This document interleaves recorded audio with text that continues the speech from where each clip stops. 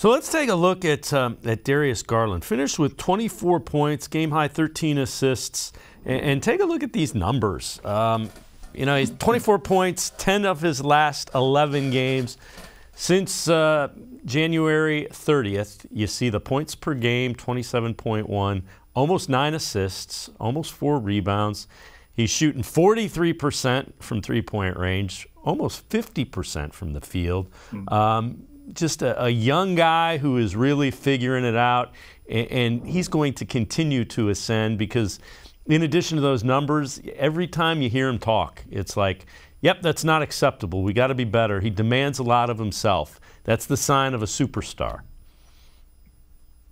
Kevin Love said it best the other night when we talked to Kevin about just the increased attention on Darius Garland and the amount of teams that are just generating a defensive system to try and slow him down, whether it's Indiana picking him up as soon as he crosses half court, whether it's Miami not switching Duncan Robinson onto him at all in the second half, blitzing Darius, sending a second defender his way.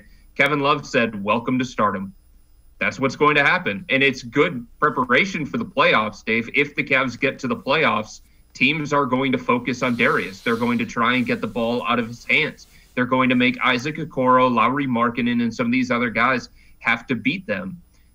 We saw it for the Cavs when they went through their run with LeBron. One of the biggest game plans that they had going into a game against DeMar DeRozan or whoever it was, maybe Jason Tatum even, it was make the other guys beat them and see if they can handle the pressure, see if they can handle the moment. And Darius is starting to figure that out here in the last couple of games, right? He hasn't been as efficient offensively. He's been turning the ball over at a higher rate because the attention that he is drawing is something that he isn't used to. He didn't get this kind of attention in November. He certainly didn't get it last year. He didn't get it as his rookie year was one of the worst that we have seen in a long, long time from a top 5 pick. But he has grown. He has become a name on the scouting report for the opposing team. And he's the guy that teams are focused on trying to slow down with this team.